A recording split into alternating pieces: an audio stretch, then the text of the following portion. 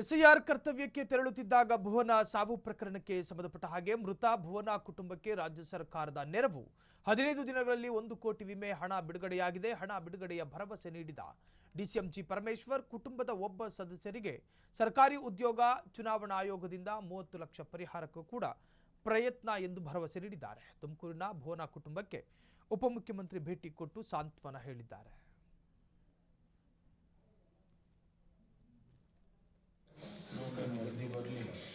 Report कर लिया उन्होंने एक्शन तक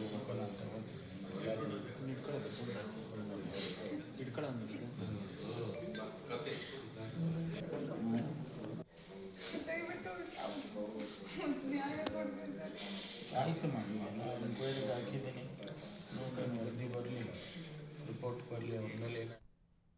ರಾಜ್ಯದ ಉಪಮುಖ್ಯಮಂತ್ರಿ BLO ಭುವನ ಅವ್ರ ಮನೆಗೆ ಹೋದರು.